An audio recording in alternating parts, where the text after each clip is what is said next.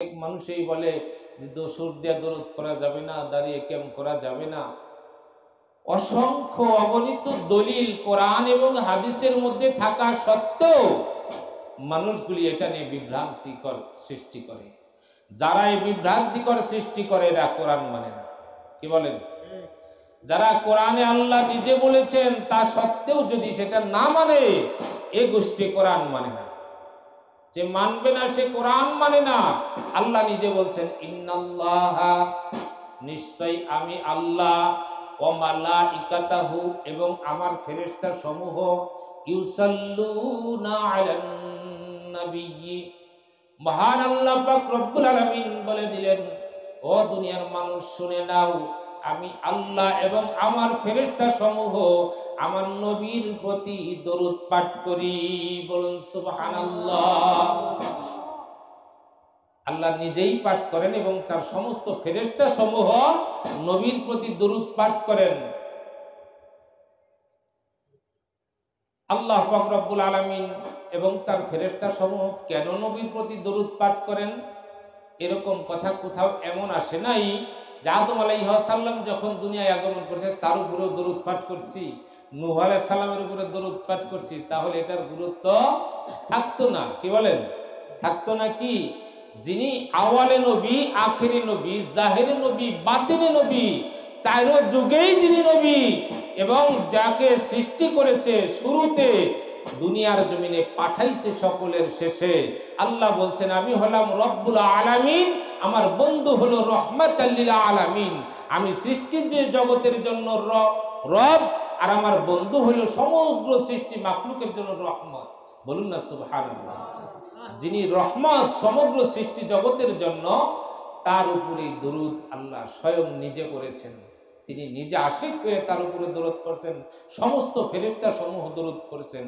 আল্লাহ বলছেন ইয়া আইয়ুহাল্লাযিনা আমানু, হে ঈমানদারেরা, তোমরা যারা আমি আল্লাহ এবং রাসূলের প্রতি ঈমান এনেছো, ইয়া আইয়ুহাল্লাযিনা আমানু সাল্লু আলাইহি, তোমরাও নবীর প্রতি দরুদ পাঠ করো। হুকুম কার? তাহলে আমি যদি বলি সুর দেয়া নবীর প্রতি দরুদ পাঠ করা যাবে না, মিলাদ কিয়াম করা যাবে না, তাহলে কোরআন মানলাম নাকি? শুধু দরুদ পাঠ করাই কি আল্লাহ শেষ বলছে? সাল্লু আলাইহি, এরপর বলছে ওয়া, মানে এবং, সাল্লিমু তাসলিমা, এবং তোমরা সালাম পাঠ করো। ঘোষণা কার? আল্লাহর। আল্লাহর হুকুম কি? সুন্নত না নফল? নফল না সুন্নত না ওয়াজিব না, আল্লাহর হুকুম ফরজ, ফরজে আইন। অতএব আল্লাহ যেহেতু কোরআনে বলছেন আল্লাহর হুকুম মানা ফরজ, তাহলে আল্লাহর হুকুম যদি না মানি, এটার বিপক্ষে বলি, তাহলে তো কোরআন মানা হয় না। এই জন্য আমরা মুসলমান জাতি, আমাদের মাঝে বরকত নাই, আমাদের মাঝে রহমত নাই, আমাদের পথ চলার গতিতে আমরা নির্ভয়ে পথ চলতে পারি না, আমাদের চলার পথে আমরা নির্বিঘ্নে চলতে পারি না, আমাদের মনের মধ্যে কোনো সাহস জোগাড় হয় না, আমাদের ইমানি শক্তি প্রবল হয় না, দিন দিন ইমানি শক্তিগুলো দুর্বল হয়ে যাচ্ছে। কারণ হলো আমরা কোরআন মানি। কোরআন হলো এমন একটা বস্তু, আল্লাহ পাক রব্বুল আলামিন সূরা আনফালের 2 নম্বর আয়াতের মধ্যে আল্লাহ পাক রব্বুল আলামিন নিজেই বলছেন। আল্লাহ কি বলছেন? ইন্নামাল মুমিনুনা আল্লাযীনা ইযা যুকিরাল্লাহ ওয়াজিলাত কুলুবুহুম। আল্লাহ পাক রব্বুল আলামিন বলছেন মুমিন হলো তারা, ইমানদার মুমিন হলো তারা। মুমিন সবাই হতে পারে না। মুমিন যেই ব্যক্তি হবে, আল্লাহ পাক রব্বুল আলামিন বলছেন তার কর্ণ কুহুরে যখন আমি আল্লাহ আল্লাহ নাম যখন তার কর্ণে প্রবেশ করবে, এমনি তাদের অন্তরের মধ্যে আমার নামটা ভালো লাগবে, শান্তি অনুভব হবে। বলুন সুবহানাল্লাহ। আমরা তো মনে করি 5 ওয়াক্ত নামাজ পড়লে বড় মুমিন হয়ে গেছি। আরে বইলে বেড়াই, আয় নামাজি মানুষ, আমি ইমানদার মুমিন, তুমি আমার সাথে কথা বলো।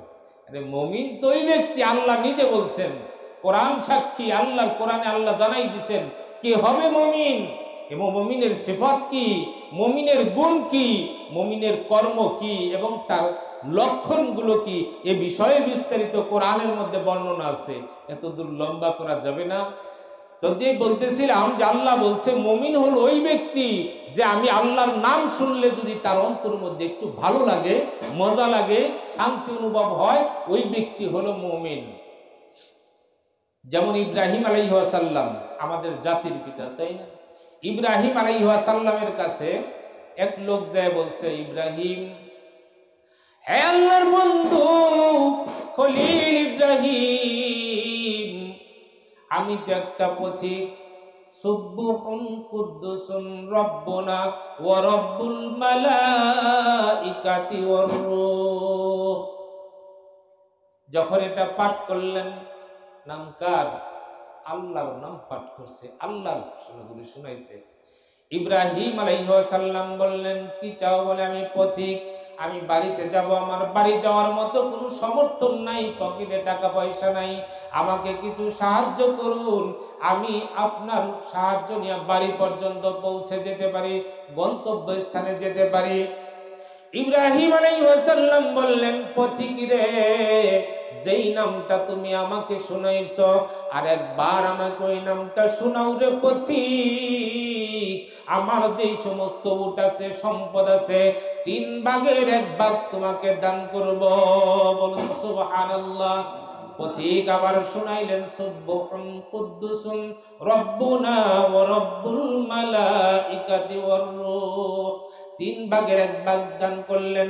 আবার ইব্রাহিম আলাইহিস সালাম বললেন, পথিক রে, আমার অন্তরের মধ্যে আরো শুনতে মনে চাই রে পথিক, আমাকে আরেকবার শোনাও, ওই নামটা আমার কানে আরেকবার দাও, আমি তোমাকে আরেক ভাগ সম্পদ দান করব। আবার তিনি শুনাইলে আরেকবার দিলেন, আরেক ভাগ দেওয়ার পর ইব্রাহিম আলাইহিস সালাম বলেন, পথিক রে, যত শুনি রে মাওলার নাম, ততই ভিতরে মজা লাগে। এ পথিক যেও না, আরেকবার আমাকে শোনাও, আরেক ভাগ দান করব। আরেকবার শোনাইলে, আরেক ভাগ দান করলে সমস্ত উটগুলিতে এবার পথিকের হয়ে গেছে। ইব্রাহিম আলাইহিস সালামের উট নাই। ইব্রাহিম আলাইহিস সালাম বলছেন, পথিক, এবার চলো, আরেকবার আমাকে শোনাও, বিনিময়ে একটা উপহার দিব। আরেকবার পথিক শোনাইলে ইব্রাহিম আলাইহিস সালাম বলেন, সমস্ত সম্পদ তো তোমাকে দিয়ে গেছি, এবার আমি তোমার রাখাল হইয়া তোমার বাড়ি পর্যন্ত পৌঁছে দিব। বলুন সুবহানাল্লাহ। হযরত জিবরাইল আলাইহিস সালাম ছদ্মবেশে পথিক সেজে এসে পরীক্ষা করলেন। আল্লাহ যে ইব্রাহিমকে খলিল বলেছেন, কারণ কি? ইব্রাহিমকে খলিল বললেন, খলিল মানে বন্ধু। ইব্রাহিম নবীকে বন্ধু বানাইলেন কেন? কতটুকু আল্লাহর প্রিয় সেটা যাচাই করার জন্য আসলেন। এবার জিবরাইল আমিন বললেন, ইব্রাহিম, তোমার বাড়ি পর্যন্ত যেতে হবে না, তোমার সম্পদ তোমার কাছেই রেখে দাও। ইব্রাহিম আলাইহিস সালাম বললেন, না, আমি দান করা সম্পদ আবার ফেরত নিব না। যেটা একজনকে দান করা যায় ওটা ফেরত চাওয়া যায়? ফেরত চাওয়া যায় না। ইব্রাহিম আলাইহিস সালাম বললেন, আমার মাওলার নাম শুনে রে পথিক, আমার মাওলার নাম শুনে, মাওলার নামের উপরে যেটা দান করেছি এটা আমি আর গ্রহণ করতে পারবো না। এ পথিক, তুমি নিয়ে চলো, তোমার বাড়িতে পৌঁছে দেই। এবার পথিক লোকটি বলছে, ইব্রাহিম, তুমি তো চিনো না আমি কে? আমি হলাম আমার আল্লাহর রহমতের দূত ফেরেশতা জিবরাইল। এই ইব্রাহিম, আল্লাহ তোমারে খলিল উপাধি দিয়েছে, বন্ধু বলেছে, এই জন্য তোমাকে আমি পরীক্ষা করতে এসেছিলাম। পরীক্ষা করে যা দেখলাম, আসলে আল্লাহর নাম শুনে তুমি পাগল হয়ে যাও, তুমি খলিল উপাধির উপযুক্ত। বলুন সুবহানাল্লাহ। ঠিক তেমনি ভাবে আল্লাহ বলছে, মুমিন হবে ওই ব্যক্তি যার অন্তরের মধ্যে, কলবের মধ্যে আমি আল্লাহর নাম শুনলে ভালো লাগবে। যার অন্তরের মধ্যে আমি আল্লাহর নাম শুনলে ভালো লাগে, ওই ব্যক্তি হলো মুমিন, ওই ব্যক্তি হলো কামেল মুমিন। আর যার ভিতরে আল্লাহর নাম শুনলে ভালো লাগে না, মজা লাগে না, ওটা কখনো মুমিন হইতে পারে না। এই মুমিন না হওয়ার কারণে কলবগুলো শক্ত হয়ে যায়। কলবগুলো শক্ত হয়ে যায়, কারণ কলবের মধ্যে আল্লাহর রহমত ঢুকতে হইলে কলবটা পবিত্র দরকার, ঠিক কিনা বলেন? কলবটা দুনিয়ার মোহ থেকে খালি করা দরকার। যেখানে আল্লাহর নাম ঢুকবে, এই জায়গা তো দুনিয়ার মোহ দিয়া ভরাট করা, ভরে রেখেছি, এখানে কেমন করে আমার আল্লাহর রহমত ঢুকবে? ঢুকতে পারে না। এই কলবের ঘরটা, মোকামটা মোহতে আকৃষ্ট হয়ে ভরপুর হয়ে রয়েছে। এরপরে আমার জবান দিয়া নাপাক বস্তু প্রবেশ করতেছে, আমার জবান তো পবিত্র না। দেখেন না বর্তমান জামানায় ছোট ছোট বাচ্চারাও, বড় যারা দলে আছে তারা তো আছে, তারা ছাড়ে না, ছোট ছোট বাচ্চারাও হাতের তাইলে ডলাডলি শুরু করে দেয়। 4-5 জন এক জায়গায় বসতে দেখবেন, খবর নিয়ে দেখেন, ওখানে ওই ডলাডলি শুরু হয়। আর 2 আঙ্গুলের চুমা, ওরে বাবা, বুড়ার বুড়া নাই, 2 আঙ্গুলের চুমা। একজন এমনও আছে, কেউ পীরের কাছে বায়াত হয়েছে 20 বছর 22 বছর পার হয়ে গেছে, আঙ্গুলের চুমা ছাড়তে পারতেছে না। এই বেটা, তোমার পীর সাহেব কি এটা করে নাকি? তোমার পীর যদি এটা না করে, তুমি কেন পীরের উপর এটা করতে যাও? তার আইনের বিরুদ্ধে, তার চরিত্রের বিরুদ্ধে তুমি কেন চলতে যাও? তুমি কিসের মুরিদ? কিসের মুরিদ হইলা? তোমার পীর যদি সিগারেট খায়, তুমি সিগারেট খাও, তাতে সমস্যা নেই। তোমার পীর তো খায় না, তুমি কেন খাও? আল্লাহ বলছে সিবগাতাল্লাহ ওমান আহসানু মিনাল্লাহি সিবগা, যে তোমরা আল্লাহর রঙে রঞ্জিত হও। আল্লাহর রঙে রঞ্জিত হবে। আল্লাহর রং কি? যার যার মুর্শিদের খাসালত, আল্লাহর খাসালত, মুর্শিদের খাসালত ভিতরে আনয়ন করতে হবে। নসেত আপনার জীবনে কোনো বায়াত হয়েও লাভ নাই, পিঠ ধরেও লাভ নাই। ওরকম ধরলে ধরার মতো ধরেন, মরলে মরার মতো মরেন। যদি মরার মতো মরতে না পারেন, ধরার মতো ধরতে না পারেন, অমন ধরা ধরে লাভ নাই। বদনাম কামাই করা, দুনিয়া বইরা অকাম কুকাম কইরে বেড়ামো আর পীরের নামে দোষ করবে, ওই দোষ টুকায় লাভ নাই। তাহলে এইরকম ভাবে আমাদের সংশোধন হতে হবে। আল্লাহর মহব্বত অন্তরের মধ্যে ঢুকানোর জন্য সংশোধন হওয়া দরকার। আমরা কি তওবা করতে পারি না যে আজ থেকে আমাদের যদি, আমার পীর ভাইদেরকে বলছি আমি, আমার পীর ভাইদের মধ্যে যদি কারো এই অভ্যাসটা থাকে, চিরতরে ত্যাগ করতে পারি না ইনশাল্লাহ? যেহেতু আমার মুর্শিদ এটা করে না, আমি সে পথে কেন যাব? আমার মুর্শিদ যে পথে চলে না, আমি সে পথে চলবো কেন? নবী যেই পথে চলেন নাই, সাহাবারা কি সেই পথে চলেছেন? কখনোই চলেন নাই। ওটা সাহাবা হয় না, ওটা মুনাফিক হইছে। যেই পথে রাসূল চলে নাই, সেই পথে যে সাহাবা চলছে, সেটা মুনাফিক। আর ওই মুনাফিকের নামে আল্লাহ কোরআনে সূরাও নাজিল করেছে। মুনাফিকের শাস্তি ভয়ঙ্কর। তাহলে আমরাও কি সেটাই হতে চাই, যে পীরের সান্নিধ্য থেকেও মুনাফিক হতে চাই? পীরের নামে কোনো কথা বদনাম রটানো যাবে না, কোনো কথা দোষ ত্রুটি আমার খোঁজার দরকার না। আমি পীরের আদর্শ দেখবো, সে কি আল্লাহ রসুলের পাওয়ার জন্য এই পথে আছে কিনা। সেই পথে থাকলে আমারও সেই পথে হাঁটা কর্তব্য। প্রতিটা মুরিদানের কর্তব্য পীরের পিছে পিছে চলা, কিন্তু পীরের আগে আগে চলতে চাই। পীর খাই না সিগারেট, আমি সিগারেটও খাই, আঙ্গুলের তালুতেও ডলতে থাকি। এই যে সাকর, এ কোথায় পাইছে এই সমস্ত ভণ্ডামি? পীরের হাতে হাত দিয়া পীরের খাসালত তোমার ভিতরে আনো না। এই ভণ্ডামি ছেড়ে পীরের হাতে যখন হাত দিয়েছি, পীরের যে স্বভাব, পীরের যে চরিত্র, পীরের যে খাসালত, ওই খাসালত আমার ভিতরে গঠন করার চেষ্টা করতে হবে। ওই চেষ্টা করলে পরেই সফল জিন্দেগি লাভ হবে ইনশাআল্লাহ। তাহলে আল্লাহ কি বলছেন? মুমিন হলো ওই ব্যক্তি যার কলবের মধ্যে আমি আল্লাহর নাম শুনলে ভালো লাগে, মজা লাগে, ওই ব্যক্তি হলো মুমিন। এরপরে আল্লাহ বলছেন, আমি বলছিলাম না যে কোরআন থেকে কথা বললে, কোরআন শুনলে ভালো লাগে। আল্লাহ বলছেন ওয়াইদা তুলিয়াত আলাইহিম আয়াতুহু যাদাতুহুম ঈমানা। কোরআন শুনলে মুমিনের অন্তরের মধ্যে ঈমানের নূর বৃদ্ধি হয়। আল্লাহ পাক রব্বুল আলামিন বললেন, যারা মুমিন তারা যখন কোরআনের কথা শুনে, কোরআন শুনে, তখন তাদের অন্তরের মধ্যে ঈমানের ব্যাটারি চার্জ হয়, আরো শক্তিমান হয়, ঈমানটা আরো মজবুত হয়, দুর্বল হয় না। আমরা তো কোরআন থেকে দূরে, তাই আমাদের ব্যাটারিগুলো আরো ডাউন হইতে থাকে। কোরআনের কথা হইলে তার দ্বারে কাছে বসতে চায় না, তার দ্বারে কাছে যেতে চায় না, চার দোকানে গল্প ঠিক চলে। রে বাবা, চার দোকানে শরীয়তের চুচাও সেখানে চলে না, খালি মারেফতের তত্ত্ব তালিম কোথায় কি আছে সেটা নিয়েই ব্যস্ত থাকে। এই চার দোকানের আড্ডা করা যাবে না, এখানে ফাহেসা কথা হয়। আপনি একটা তত্ত্ব কইতে যাবেন, 6টা ফাহেসা বকাবাজি হইতেছে, তার সামনে বসে থাকা শোনাটাও গোনা। আপনি বকা দেন না, কিন্তু আরেকটা তো শুনতেছেন, প্রতিবাদ তো করতে পারতেছেন না। আবার 3 রকম, একটা হলো শুইনার সাথে সাথে প্রতিবাদ করা, সেটার প্রতিবাদ করতে হবে, না হইলে সেইখান থেকে দূরে সরে যাইতে হবে। ও অন্তরের মধ্যে উক্ত কুকর্মকে ঘৃণা করতে হবে, ব্যক্তিকে নয়। যেমন আপনি অন্যায় করছেন, আমি আপনাকে ঘৃণা করব, এটা নয়, আপনার কাজকে ঘৃণা করব, আপনাকে নয়। কারণ আপনি এখন অন্যায় করছেন, একটু পরে কোন একজন অলির সোহবত পাইলে একটু তওবা করলে আল্লাহ মাফ করে দিতে পারে। আমি আপনাকে ঘৃণা করার জন্য নিজে দোষী হয়ে যাব। এজন্য ব্যক্তিকে নয়, কর্মকে ঘৃণা করতে হবে, পাপ কর্মকে ঘৃণা করতে হবে। বাংলার এক কবি বলছেন, মানুষ নিষ্পাপ পৃথিবীতে আসে, কাউকে দিও না দোষ পিতার দোষে। মা বলেছে মানুষ যদি হতে হয়, পাপকে ঘৃণা করো পাপীকে নয়। ঠিক কিনা বলেন?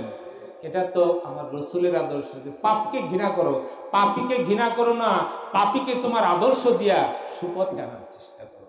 এজন্য মনে কষ্ট নিয়েন না, অনেক দুঃখের সাথে বলতে হয়, এখন আমি মাঝে মধ্যে দেখি এমন কোনো গুরু ভাই, সে শিকারটা নেই, অথচ জীবনে কখনো আমি এই পর্যন্ত বায়াত হওয়ার পরে আমার মুর্শিদ কেবলাকে কোনোদিন দেখিনি একটা সিগারেট টান দিতে। কি করে আমার গুরু ভাই এই পীরের হাতে বায়াত হয়ে সেটা সিগারেট টানে? সে তাহলে কি আত্মসমর্পণ করলো? সিবগতাল্লাহ, আল্লাহর রঙে কি রঞ্জিত হলো সে, তার ভিতরটা কতটুকু রঞ্জিত করলো। যখন আপনি আত্মসমর্পণ করবেন, তখন আপনার জানের জান আপনার মুর্শিদ, আপনার জানের প্রিয় হবে মুর্শিদ। মুর্শিদের হুকুমে পথ চলা মুরিদের জন্য ফরজে আইন। আল্লাহর হুকুম মানা যেমন ফরজে আইন, আল্লাহ রসুলকে পাওয়ার জন্য মুর্শিদ যে হুকুম দিবে যে পথে চলতে, এটা মানাও ফরজে আইন। এখানে কোনো ব্যবধান নাই। অতএব আমরা সেটা গুরুত্ব দিব। রসুল করিম সাল্লাল্লাহু আলাইহি ওয়াসাল্লামের জামানায় সাহাবাজমেনদের যুগে এরকম হয়েছে, কোন সাহাবীর যদি একটু ব্যথা হয়েছে, রসুলের কাছে এসে বলছেন, পায়ের মধ্যে সাপে দংশন করছে, রসুলের কাছে এসে বলছেন, রসুল মুখের একটু লালা দিয়ে লাগাই দিচ্ছে, বিষ পানি হয়ে গেছে। বলুন না সুবহানাল্লাহ। এখন কি সেটা নাই? প্রত্যেক মসজিদের দরবারে সেটা আছে, সেই ঔষধ আছে, কিন্তু আমরা তো মানি না। আমরা সমস্যা হইলে কি করি? হ্যাঁ, দূরে বসে বসে আমার মুর্শিদ আমার সমস্যা দেখে না, আমার সমস্যা দেখে না, এ মুর্শিদ ভালো না, এই পীর ভালো না, পীরে আমার সমস্যা সমাধান। তোমার খাসালতি তো পরিবর্তন করতে পারো নাই, পীরে সমস্যা সমাধান করবে কি? পীরে তো প্রতি রাতেই তাহাজ্জুদ নামাজে ভক্তের জন্য প্রার্থনা জানাইতে থাকে, ভক্তের জন্য মঙ্গল কামনা করতে থাকে। পীরের আইনের বিরুদ্ধে যায়, যেটা অমঙ্গল জোগাড় করে না, সেটা দূর করবে কি দেয়? কর্মফল, কর্মফল কেউ খণ্ডাতে পারে না। খনার বচনে আছে না, খনার বচন সত্য। কর্মফল যদি একবার দোষের হয়ে যায়, এই দোষের সাজা ভোগ করতেই হবে। এজন্য কর্মফল খণ্ডানোর জন্য আবার একজন মুর্শিদ, তার দোয়ায় আল্লাহ কর্মফল পরিবর্তন করেও দিতে পারে এবং দেয়। মুর্শিদের সহবতে হাজারো পাপী আল্লাহ মুহূর্তে মাফ করে দেয়। বলুন সুবহানাল্লাহ। এখন আমরা তো মুর্শিদের কাছে বলি না, বাবা বারবার বলে থাকে, অনেক সময় আমার মুর্শিদ কেবলা বলে থাকে, বাবা রে, তোমাদের যে দোষ আছে, তোমাদের যে খারাপ আছে, আমাকে দিয়ে দাও, আমাকে দিয়ে দাও, ভালোটা তোমরা নাও। বলুন না সুবহানাল্লাহ। যত খারাপই আছে আমাকে দিয়ে দাও, আমাকে যদি এই খারাপিটা তোমরা দিয়ে দাও, তোমার ভিতরে ভালো গুণ এমনিই জাগরিত হবে। তোমরা আমার কাছে আসো, এলেম তালিম সবকিছু বুঝে নাও। বারবার ডাকে, কিন্তু আমরা তার ডাকে সাড়া দেই। কারণ আমরা ওই রকম হয়ে গেছি